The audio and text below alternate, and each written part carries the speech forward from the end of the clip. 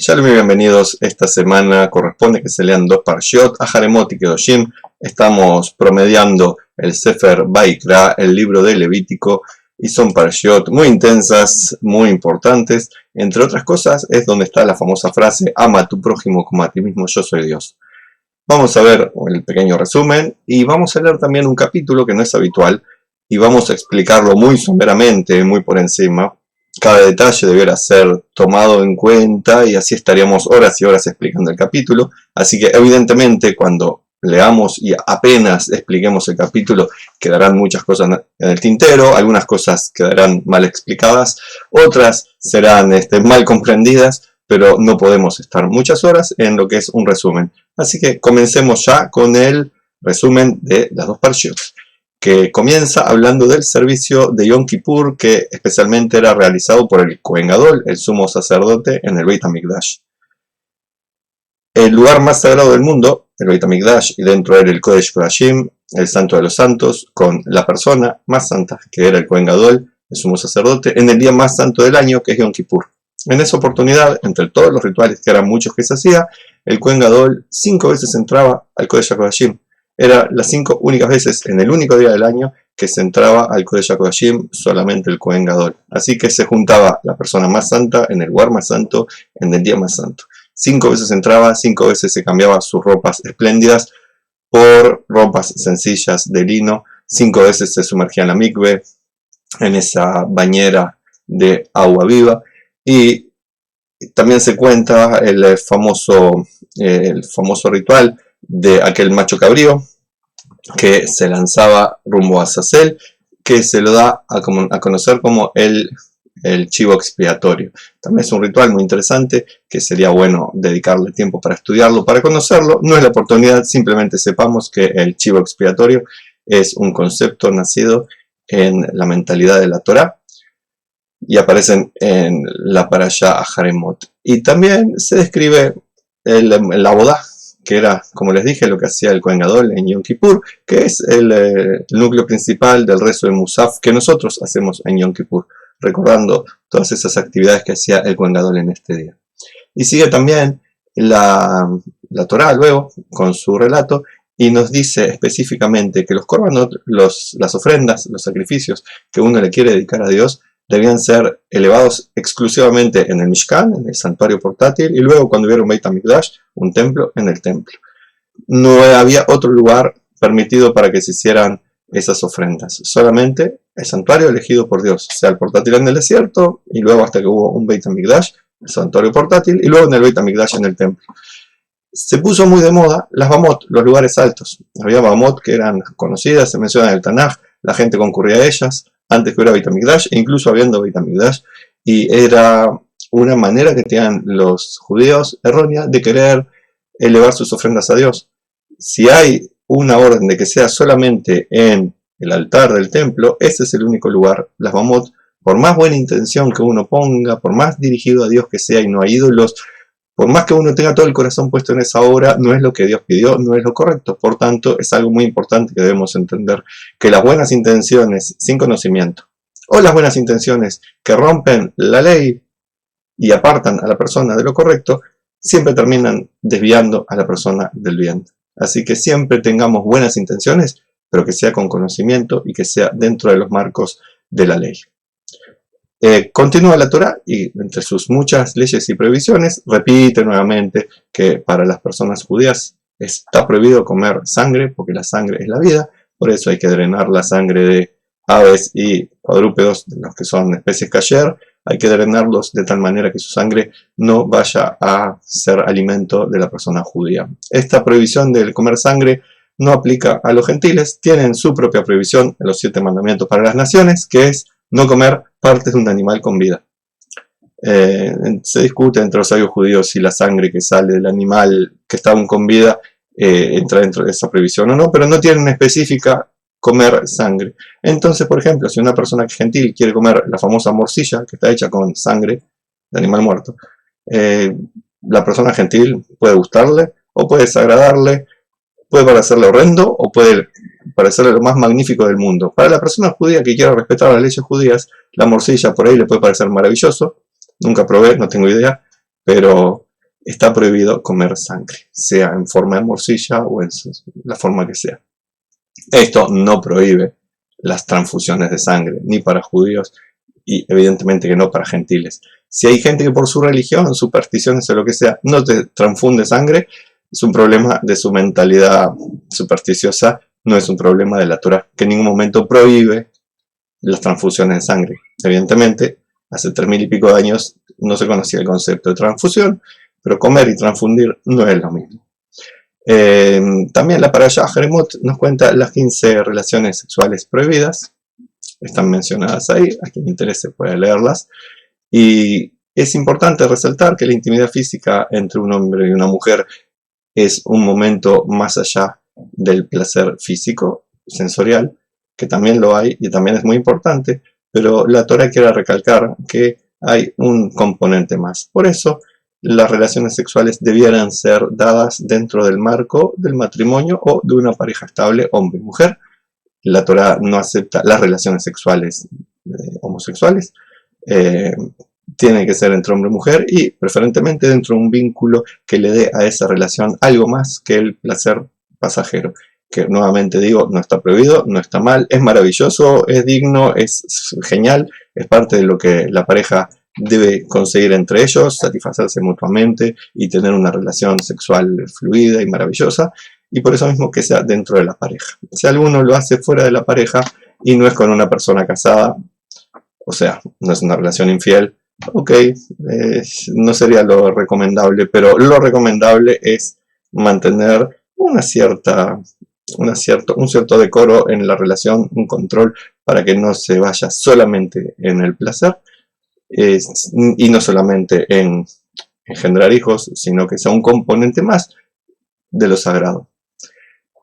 Y hablando de lo sagrado, acá en el comienzo de Kedoshim, Kedoshim que significa sagrados, es que está el capítulo 19, que les dije al comienzo de este video que íbamos a leer un capítulo, que íbamos a explicar muy someramente, superficialmente, por eso podría haber incomprensiones o errores de comprensión o de explicación, porque quiero leerles y explicarles por arriba qué es el concepto de Kadosh en el judaísmo tradicional.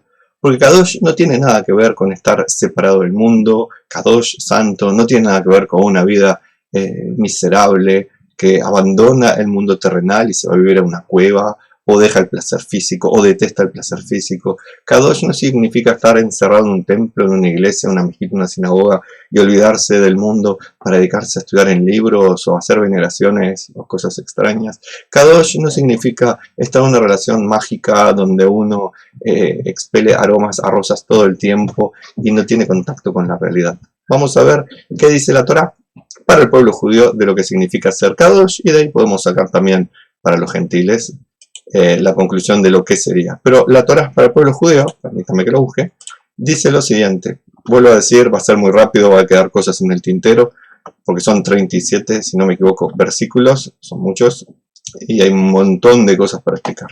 Empiezo. El Eterno habló yo diciendo, habla toda la congregación de los hijos de Israel, está claro que está hablando para el pueblo judío, y diles, sed santos, porque yo, el Eterno vuestro Elohim, soy santo. Por tanto, el pueblo judío, cada uno, no solamente el Cohen Gadol, ni los rabinos, ni los que se visten de una forma chistosa, tienen esta obligación, sino que Dios le está diciendo a Moshe que le diga a todos son mandados por Dios a ser santos. ¿Por qué? Porque Dios es santo y Dios quiere que el pueblo judío, cada uno de ellos, sea santo. ¿Y cuál es la manera de llegar a ser santo? Y acá lo dice Dios. Cada uno de vosotros respeta a su padre y su madre, a su madre y su padre. Guardad mi Shabbatot, yo soy el Eterno, vuestro Elohim. Por tanto, respeto a madre y padre, y guardar el Shabbat es uno de los elementos, pero no es el único. Ya vamos viendo que no tiene nada que ver con cosas mágicas. Por ahora es algo tan sencillo como vivir una relación de respeto hacia los padres. Y también conocer cuáles son las festividades judías y respetarlas de acuerdo a sus normas. No recurráis a los ídolos, ni os hagáis dioses de fundición. Yo soy el Eterno, vuestro Elohim. O sea, aquel que tiene ídolos, mensajeros mágicos entre el ser humano y Dios, el que se hace estatuas representando a Dios o a dioses, o como una manera de conectarse con Dios, no es el camino de la santidad para el pueblo judío, de acuerdo a lo que dice Dios. Cuando ofrezcáis sacrificios de paz al Eterno, hacedlo de tal manera que seáis aceptados. O sea, hay que hacer las cosas que Dios manda como Él quiere, no como nuestra buena intención lo decida. Ya hablamos de ello antes. Será comido el día que lo sacrifiquéis y al día siguiente. Lo que quede para el tercer día será quemado en el fuego. Si se come algo de ello en el tercer día, eso será considerado impuro y no será aceptado. El que coma cargará con su culpa, porque profanó lo que ha sido consagrado al Eterno. Tal persona será excluida de su pueblo. ¿Okay? No hay mucho que explicar, pero como es tema de sacrificios de animales y de cómo se procedía con la carne, pasamos de largo. Cuando seguéis la mies de vuestra tierra, no segarás hasta el último rincón de tu campo, ni recogerás las espigas en tu campo segado. Tampoco rebuscarás tu viña, ni recogerás las uvas caídas de tu viña, las dejarás para el pobre y para el extranjero. Yo soy el Eterno, vuestro Elohim. Sencillamente diciendo que hay reglas acerca de cómo se cosechaba el campo y que había diferentes donativos que uno hacía para la gente necesitada, sea los pueblos, las personas pobres del pueblo o para los extranjeros, y cómo esa gente necesitada venía a los campos de uno a aprovecharse de esos donativos que quedaban allá, y qué tenían que hacer la gente necesitada y qué tenía que hacer el dueño. Es parte de ser santos, o sea, estar pensando en trabajar en pos de la justicia social, en que nuestras producciones sirvan para que los que están necesitados se beneficien. Eso es también no solamente justicia social, sino ser santos.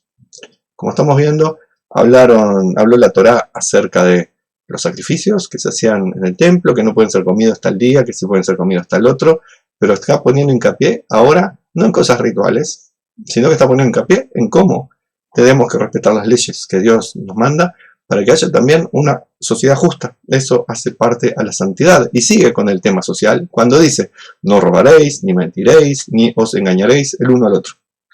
No juraréis falsamente por mi nombre, profanando el nombre de tu Elohim. Yo soy el Eterno. Hasta aquí vemos algunos de estos mandamientos que son parecidos o iguales a aquellos que están en el Decálogo, el mal llamado 10 mandamientos. No es casualidad, es una reafirmación de algunos mandamientos, otro es una extensión de los mandamientos ya mencionados en aquellos del Decálogo, pero la importancia nuevamente de tener una relación justa con el prójimo, de tener una relación justa con la sociedad, para que la sociedad viva en equilibrio, para que haya shalom, para que el mundo conozca que el pueblo judío vive en paz, y por eso puede ser un ejemplo para el resto de las naciones, para tomar el ejemplo no de la forma, entre comillas, religiosa en que vive, sino en la forma de justicia, en la forma de bondad, en la forma en que construye shalom, para que el resto del mundo lo copie y digan: si el pueblo judío, viviendo de esta manera, que atiende a los necesitados, atiende el correcto funcionamiento de las leyes, permite que la sociedad avance, nosotros tenemos que copiar ese ejemplo. No oprimirás a tu prójimo, ni le robarás. El salario del jornalero no será retenido contigo en tu casa hasta la mañana siguiente. No maldecirás al sordo, ni pondrás tropiezo delante del ciego, sino que tendrás temor de tu Elohim. Yo soy el Eterno.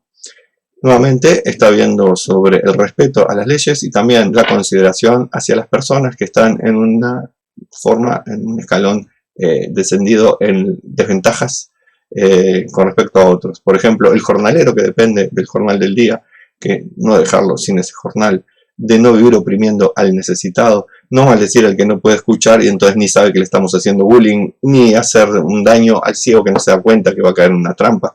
Hay que tener temor a Dios, que significa un amor reverente a Él, para vivir de una forma en la cual el ego pierde su función de ser el que manda y se queda en su función que corresponde, para que podamos tener una vida de espiritualidad en este mundo y así construir shalom en este mundo, que sea un reflejo del mundo espiritual. Y sigue, porque recién ni siquiera llegamos a la mitad del capítulo. No harás injusticia en el juicio, no favorecerás al pobre, ni tratarás con deferencia al poderoso. Acá habla de los jueces, pero esto es algo que nos sirve para la vida en general. No tenemos que andar favoreciendo a los pobres, pero tampoco a los ricos, que es muy común. Pasa muchas veces en gente que se cree muy progresista, de darle derechos y privilegios que no tienen como derechos a los necesitados, a los pobres o a los de ciertos grupos sociales, y de esa forma provocando desequilibrios e injusticias. Promoviendo de cierta forma, creen un progresivo aumento del equilibrio de una manera ilógica, que es favoreciendo el desequilibrio. Y la Torá dice: no, la justicia es justa, no hay que favorecer ni al pobre ni al rico, hay que hacer justicia, para que haya realmente justicia. juzgarás a tu prójimo con justicia. Y así también es muy importante, para ser santo hay que juzgar al prójimo. No, cuando vienen con ese mensajito algunos religiosos, espiritualoides, ya que no espirituales, que dice, no hay que juzgar a nadie, Dios no quiere que juzgues, solo Él juzga. Lamento comunicar que el propio Dios dice al pueblo judío, juzgarás a tu prójimo. Hay que hacerlo, pero con justicia. Eso no quiere decir ir por la vida buscando el pelo al huevo, la quinta pata al gato y viendo qué se puede criticar, eso es algo diferente. No quiere decir estar con el dedito levantado todo el tiempo acusando a los demás, eso es algo diferente, sino que todo el tiempo si estamos en relación con gente o con obras de las personas, tenemos que tener la capacidad de poder juzgar esas obras y darnos cuenta si son correctas o no, si afectan o no, si van de acuerdo a la ley o no. Y toda esa valoración que hacemos de la conducta del otro, no del otro, de la conducta del otro, tenemos que hacerlo dentro de los parámetros de la ley, dentro de los parámetros de la justicia, para juzgar a nuestro prójimo con justicia. Si nuestro trabajo es ser jueces, evidentemente es una obligación imperiosa que hagamos nuestro trabajo de que sea con justicia dentro de lo que corresponde. Pero también nosotros, como hijos de vecinos que no somos jueces, tenemos que vivir haciendo justicia. Y para eso tenemos que estar pudiendo valorar justamente a los demás, para lo cual tenemos que estudiar qué es lo justo, qué es lo injusto, hacer un estudio profundo de lo que está pasando en nuestro entorno, de cuáles son las leyes, hacer también un análisis de nuestra emocionalidad para que no haya un desequilibrio emocional que nos lleve por conductas erróneas. Y todos vemos desde un punto de vista subjetivo, tratar de que esa subjetividad no nos lleve a favorecer a lo que no hay que favorecer. Dejar de lado las ideologías, que es otra forma de idolatría, para ser lo más justos posibles. Es un trabajo muy difícil, pero hay que hacerlo. Y el trabajo de los que dicen, no hay que juzgar a nadie, solo Dios juzga, es caer en las garras del ego para que el mundo siga por un curso negativo y nadie tenga la capacidad de decir, basta, esto no puede ser. Sigue diciendo la Torá, no andarás calumniando en medio de tu pueblo, no estarás sobre la sangre de tu prójimo, yo soy el Eterno, o sea, las leyes de Regilut, las leyes de la Shumará, hay un montón que salen de esto, y también que no se puede ser una persona pasiva, cuando vemos que algo negativo está sucediendo, o puede suceder, es nuestra obligación no estar pasivos, sino que movilizarnos para que las injusticias no ocurran o para que los chances de peligro que se pueden evitar sean evitados. No podemos estar pasivos esperando que venga una bendición mágica milagrosa que salve a la gente de los problemas. Cada uno tiene que hacer su parte, como arriba dice, dejar lo que te deje dejar del campo para el pobre, no oprimir al prójimo, juzgar con justicia, no mentir, no hacerle bullying al sordo, ni tampoco al que escucha. O sea, tenemos que estar activos para que la justicia prevalezca y no estar sobre la sangre de nuestro prójimo, que significa siendo pasivos, estando impávidos ante las injusticias que ocurren. No es lo que la Torá quiere que seamos santos, y para ser santos tenemos que ser activos en la construcción de Shalom. Y nos vamos acercando al famoso amarás a tu prójimo como a ti mismo, pero empieza por el lado negativo, cuando dice no aborrecerás en tu corazón a tu hermano. O sea, hay que sacar del corazón el odio, el resentimiento. Ciertamente amonestarás a tu prójimo para que no cargues con pecado a causa de él. Y sin embargo, no significa que el no odiar y el no aborrecer en el corazón al hermano, no significa que nos quedemos callados cuando vemos que está pasando cosas negativas, sino que tenemos que amonestar a nuestro prójimo. Porque si no, el pecado es nuestro también. Y amonestar no quiere decir criticar ni ser una persona criticona, significa ayudarlo al otro a encontrar el camino de la virtud, de la luz, para lo cual nosotros tenemos que estar atentos a ir por ese camino, y hay un montón de reglas de cómo amonestar al prójimo para que funcione. Como dije, es todo muy somero. No te vengarás ni guardarás rencor a los hijos de tu pueblo. Está prohibido vengarse y guardar rencor entre los judíos. Por eso, amarás a tu prójimo como a ti mismo, yo soy el Eterno. Millones de libros se escribieron sobre esta frase, muchas veces se olvidan del principio, no te vengarás ni guardarás rencor, pero bueno, ahí está, amarás a tu prójimo como a ti mismo, yo soy el Eterno, que no lo dijo Jesús, lo repitió en la historia cristiana, está en el Nuevo Testamento. Muchos dicen Jesús dijo, no lo dijo Jesús, lo dice la Torá, muchos siglos antes de la supuesta vida de Jesús. Está ahí, amarás a tu prójimo como a ti mismo. Y luego dice, guardaréis mis estatutos. Y dice, no harás copular a tus animales con especies diferentes. No sembrarás tu campo con una mezcla de diferentes semillas. Tampoco te pondrás un vestido tejido con mezcla prohibida de hilos y de materiales diferentes. Acá empieza una serie de reglas van a ir estando mechadas algunas reglas que tenían que ver con costumbres idolátricas, y la Torá quiere que nos separemos de esas costumbres, que en aquella época los pueblos de los alrededores las hacían de esta manera, con costumbres que eran no en sí negativas, pero que eran típicas de la conducta idolátrica. Por ejemplo, en algún momento vamos a leer que está prohibido los tatuajes. En realidad no es cualquier tatuaje que está prohibido, por más que algunos rabinos digan que son todos los tatuajes. Eran los tatuajes relativos a palabras de idolatría. Está prohibido cortarse los pelos de la cabeza en forma circular. Nuevamente, era una costumbre idolátrica, que no se sabe si es como hacían, por ejemplo, siglo más tarde, unos monjes así, una pelada acá o una pelada así. Son diferentes costumbres que eran típicas de los idólatras, y la Torá dice, aléjense de esas costumbres, y luego cuando se pierde la asociación histórica, uno empieza a suponer cualquier cosa mística extraña.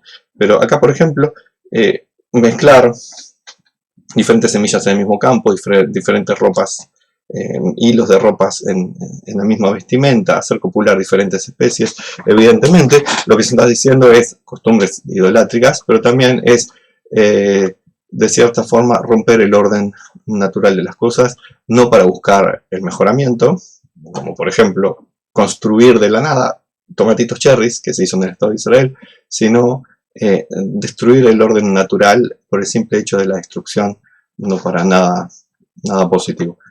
Cuando un hombre tenga relaciones sexuales con una mujer y ella sea una esclava comprometida con otro, pero no rescatada, ni se le haya dado libertad, habrá una severa reprensión, pero no se le dará muerte por no ser ella libre.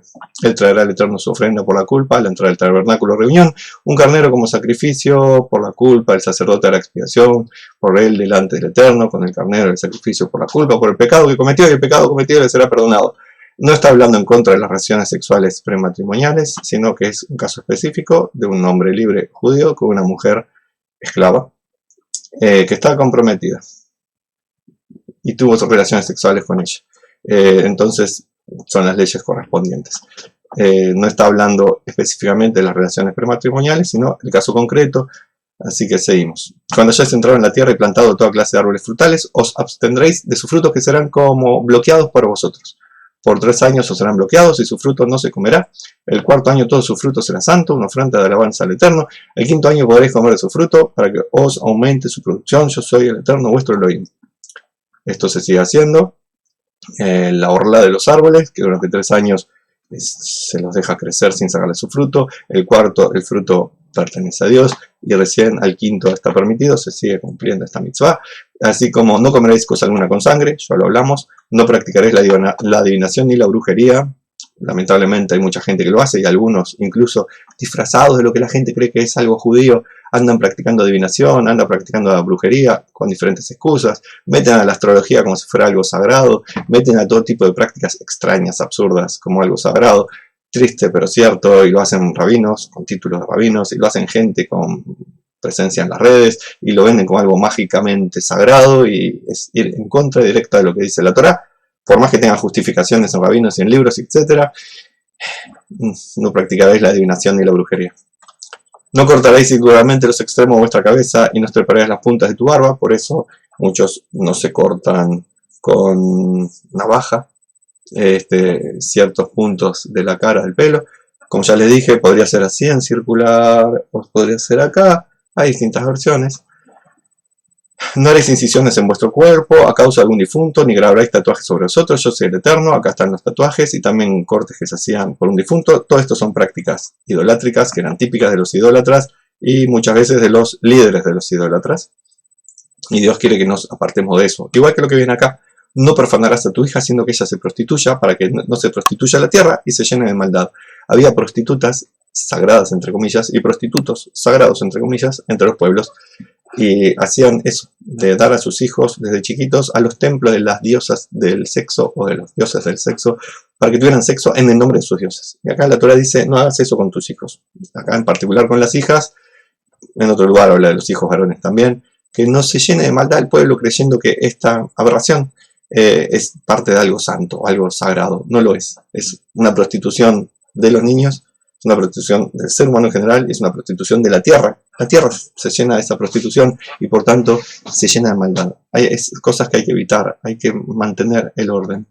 Guardaré mi Shabbatot, los días sagrados de Dios, y tendré reverencia a mi santuario. No hay que portarse de forma desagradable dentro de los santuarios de Dios. El santuario de Dios, yo soy el Eterno.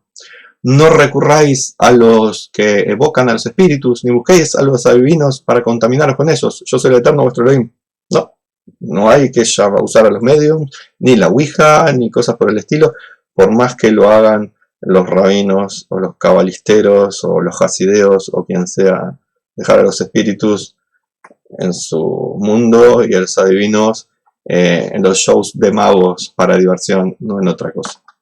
Ante las canas te pondrás de pie, o sea, hay que ser muy respetuosos con los veteranos, darás honor o embellecerás el rostro, cualquiera de las dos traducciones es correcta, al anciano y tendrás temor de tu Elohim, yo soy el Eterno. Y tener mucho respeto por la gente vieja. Cuando un extranjero resida con vosotros en vuestra tierra, no lo oprimiréis, o sea, no a la discriminación del extranjero, no por ser extranjero tenemos derechos para maltratarlo. Como a un natural de vosotros, consideráis al extranjero que resida entre vosotros. Lo amarás como a ti mismo, porque extranjero fuisteis vosotros en la tierra de Egipto, yo soy el Eterno vuestro Elohim. En aquella época la palabra que usa acá la Torah, extranjero, ger, se usaba para aquel que venía de otro país, extranjero. Más modernamente se empezó a usar la misma palabra ger tzedek, como el que se convierte al judaísmo. Acá está hablando de el extranjero, la persona de otro país que viene a residir entre nosotros, hay que tratarlo con respeto. ¿Okay? Hay que amarlo también como si fuera judío, porque antes dijo ama a tu prójimo, el que está próximo, como a ti mismo, o sea, el judío, el que vive contigo. Pero si viene un extranjero, eso no lo convierte en alguien que sí se lo puede odiar o detestar. No, también hay que respetarlo, también hay que amarlo, también hay que ayudarlo a que avance, por más que no sea judío, pero viva en el país de los judíos. No, por eso hay que discriminarlo. Evidentemente, por no ser judío, hay cosas que no tiene que cumplir, ni se le hace que cumpla, ni se le puede hacer participar en algunos rituales que son para judíos, pero eso no quiere decir discriminarlo, sino que al contrario, hay que amarlo. Cuando la palabra guerra se empezó a usar también para no solamente extranjero, sino también para el que se convierte de manera legal y leal al judaísmo, ok, esto también sirve, que no se puede hacerle bullying al que se convirtió al judaísmo diciendo, ¿te acordás que vos eras idólatra y ahora no? Y que tu familia sigue festejando la Navidad y no sé qué, y cómo haces vos en la Navidad. Hay que tratarlo con el respeto necesario, no haciéndole recordar cosas que no es necesario que sean recordadas. No haréis injusticia en el juicio, ni en la medida de longitud, ni en la de peso, ni en la de capacidad. Miren lo que es la santidad también. Seguimos hablando de lo que es la santidad en este capítulo, y es no hacer injusticia en el juicio, ya lo vimos. Pero también aquel que trabaja con pesos, con medidas, con longitudes, el metro es el metro, el kilo es el kilo. Y no existe darte de menos y hacerte el cuento del tío. La honestidad en las transacciones comerciales es indispensable, es necesario eso ser parte santo. Cuando uno es comerciante y pónganle, es un ignorante en Torah, no tiene idea de leer en hebreo, no sabe de bendiciones, no sabe de ponerse tefilín, no conoce nada de judaísmo, pero es una persona que en su trabajo es honesta. Y si le pagan por trabajar 8 horas, trabaja 8 horas. Y si le pagan por ir a trabajar 6 días, va los 6 días y no inventa enfermedades, o no inventa que se le murió la abuelita por 26ª vez. Y su trabajo es respetado. O es un comerciante y si le compran 1 kilo de papas, vende 1 kilo de papas. Y si sabe que hay una papa que está podrida, la saca y le da una papa buena al comprador. O sea, el que se maneja con honestidad está siendo santo. Sin necesidad de ir a cuevas, sin necesidad de decir textos en idiomas extraños, sin necesidad de hacer todo tipo de shows, sin necesidad de vestirse de ninguna forma particular, que si vemos, en ningún lado dice, te vestirás con un sombrero negro redondo y tendrás cuerditas a través de tus cuelos. Habla de los pelos, pero no dice que eso es lo que hay que hacer para ser santo. Tendréis balanzas justas, pesas justas, un efa justo y un injusto. Las medidas. Yo soy el Eterno vuestro Elohim que os saqué de la tierra de Egipto. Guardad pues todos mis estatutos y todos mis decretos y ponedlos por obra, yo soy el Eterno. Y resumiendo dice, yo les voy a dar todos los estatutos, todos los decretos, las mitzvot, cúmplanlas, pónganlas por obra, yo soy el Eterno, esa es la manera de ser santo.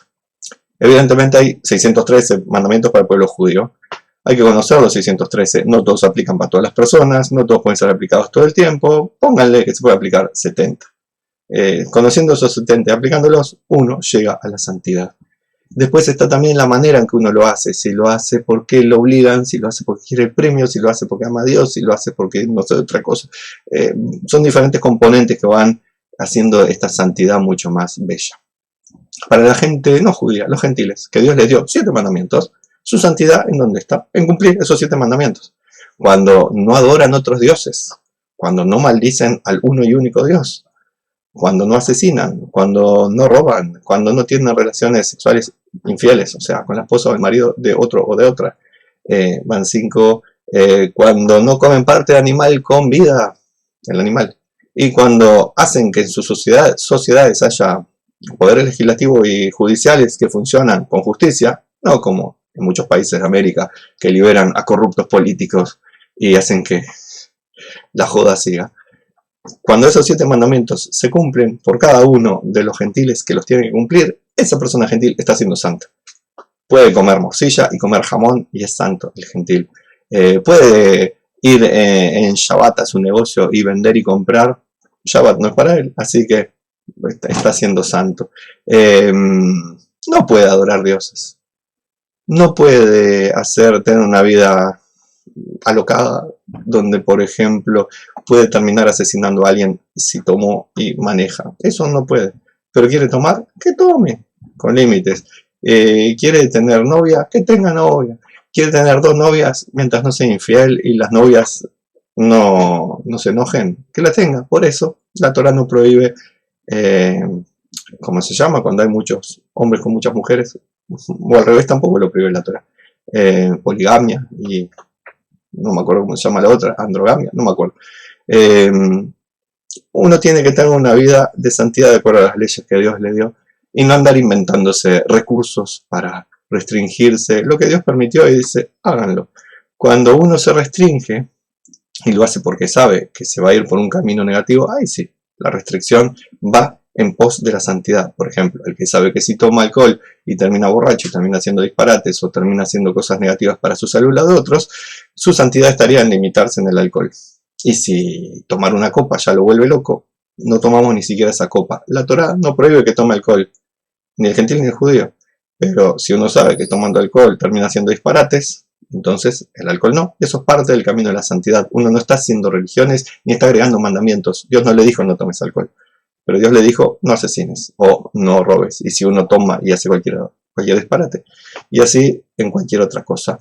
Donde uno sabe que si rompe cierto límite que está permitido, traspasando ese límite empieza a hacer disparates. Entonces mantenerse en los límites, prohibiéndose cosas que de por sí están permitidas. Pero no porque Dios se lo prohibió, sino porque uno es coherente y sabe que va a hacer disparates.